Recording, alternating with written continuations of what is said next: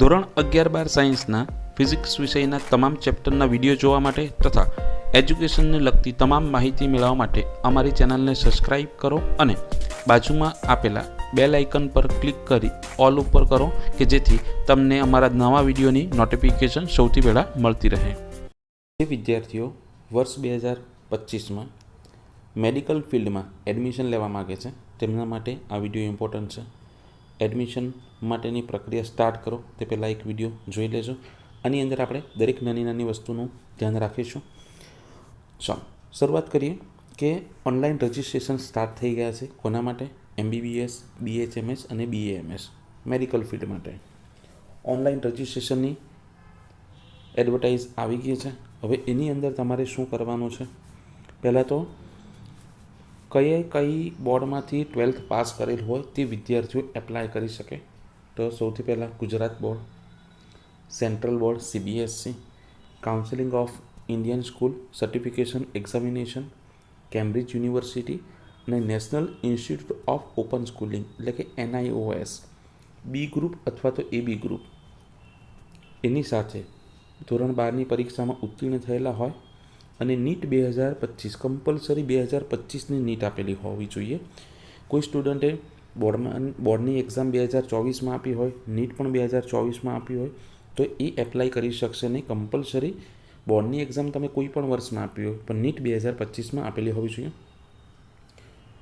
NEET 2025માં all India overall rank પ્રમાણે લાયકાત ધરાવતા અને આરોગ્ય અને પરિવાર કલ્યાણ વિભાગ, ગુજરાત સરકારના પ્રવેશ નિયમો તેમજ જે તે કમિશન અથવા તો કાઉન્સિલિંગના નિયમો મુજબ લાયકાત ધરાવતા હોય તેવા વિદ્યાર્થીઓ માટે સરકારી, ગ્રાન્ટેડ અને સેલ્ફ ફાઇનાન્સ મેડિકલ, ડેન્ટલ, આયુર્વેદિક, હોમિયોપેથિક કોલેજમાં ઉપરોક્ત અભ્યાસક્રમોમાં શૈક્ષણિક વર્ષ 2025-26માં પ્રવેશ માટે ઓનલાઈન રજિસ્ટ્રેશન સ્ટાર્ટ થઈ ગયું છે. MBBS, BAMS, BHMS અને BDS. ચાલો તો પ્રવેશ સમિતિની વેબસાઇટ પરથી તમારે સૌથી પહેલાં શું કરવાનું છે? પિન ખરીદવાનો છે. એ પિન ક્યારથી ખરીદી શકો? 5/7/2025 સવારે 10 વાગ્યાથી 18/7/2025 બપોરે 12 કલાક સુધી ખરીદી શકશો. સૌથી પહેલું સ્ટેપ વેબસાઇટ પરથી પિન ખરીદવો.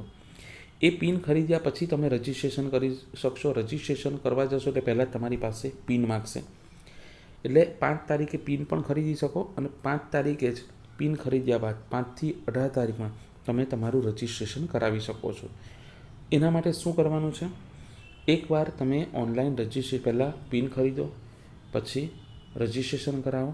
રજિસ્ટ્રેશન થયા બાદ જ્યારે રજિસ્ટ્રેશનમાંથી તમે પ્રિન્ટ આઉટ લેશો ત્યારે તમને હેલ્પ સેન્ટર માટેનો ટાઈમિંગ પૂછશે. તો તમારી સિટીમાં જે હેલ્પ સેન્ટર હોય ત્યાં જઈ અને તમે જે ડોક્યુમેન્ટ અપલોડ કરો છો રજિસ્ટ્રેશન વખતે એ બધા ડોક્યુમેન્ટ ઓરિજિનલ અને એની ઝેરોક્સ ટ્રુ કોપી લઈ જઈ અને ત્યાં વેરીફાઈ કરાવવાની છે.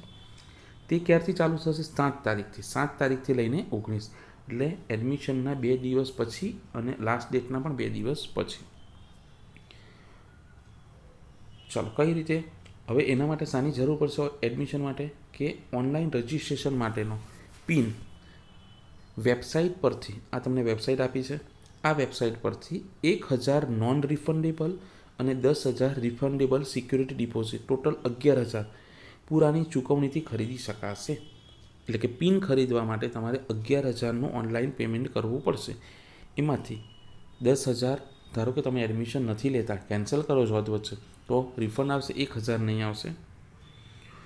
ઉમેદવારે ઓનલાઈન રજિસ્ટ્રેશન કર્યા બાદ હેલ્પ સેન્ટર ખાતે અરજી ચકાસણી તેમજ પ્રમાણપત્રોની સ્વપ્રમાણિત નકલ જમા કરાવવા માટે અગાઉથી અપોઇન્ટમેન્ટ લેવાની રહેશે. ઓરિજિનલ ડોક્યુમેન્ટ અને સેલ્ફ એસેટ કરી અને તમારે વેરીફાઈ કરેલા ટ્રુ કોપી એ પણ સાથે લઈ જવાની છે જે ત્યાં જમા કરવાની હશે. ઉમેદવારે પોતાની જાતે રજિસ્ટ્રેશનની પ્રિન્ટ લેતી વખતે અરજી ચકાસણી કરવા માટેનો સમય, તારીખ અને હેલ્પ સેન્ટર પસંદ કરી શકશે.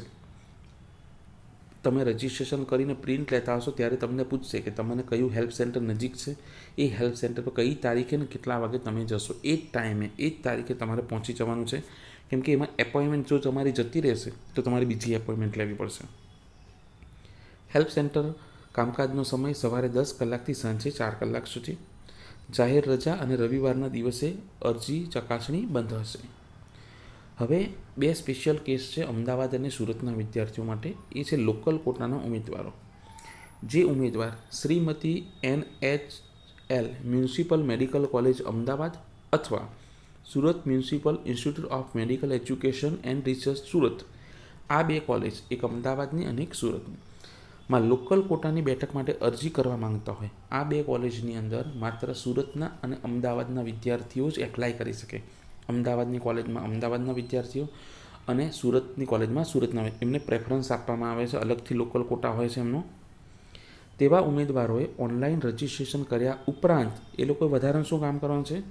લોકલ અમદાવાદ અને સુરતના રહેવાસી છે તેવું પ્રમાણપત્ર સંબંધિત સંસ્થાના ડીનશ્રી પાસેથી મેળવવું જરૂર છે. જે અંગે સંબંધિત કોલેજનો સંપર્ક કરવો. ઉપરની જે બે કોલેજ છે તેમાં તમે જઈ અને તમે તમારું પ્રમાણપત્ર જમા કરાવી શકો કે અમે લોકલ અમદાવાદ અથવા તો સુરતના છીએ.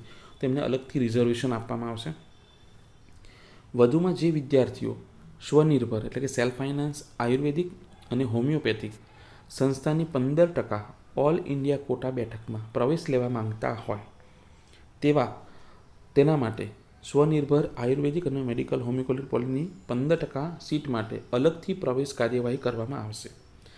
જેથી જે વિદ્યાર્થીઓ ધોરણ 12 બી ગ્રુપ કે AB ગ્રુપ સાથે વિજ્ઞાન પ્રવાહ ભારતમાં કોઈપણ પરીક્ષા બોર્ડમાંથી પાસ કરી હોય અને નીટ 2025માં ઓલ ઇન્ડિયા રેન્ક મુજબ લાયકાત ધરાવતા હોય અને આયુષ મંત્રાલય ભારત સરકારના પ્રવેશ નિયમો અને સંબંધિત કમિશનર કાઉન્સેલિંગના નિયમો મુજબ હોય તેવા વિદ્યાર્થીઓનો ફોર્મ અલગથી વેબસાઇટ પરથી ભરવામાં આવશે, જેના દ્વારા તેઓ રજિસ્ટ્રેશન કરી શકશે. રજિસ્ટ્રેશન માટે અલગથી ઉમેદવારે 11,000 ભરવાના રહેશે. પહેલાં 11,000 અલગ અને આ 11,000 બીજા અલગ હશે. ઓકે, બસ આટલી માહિતી છે.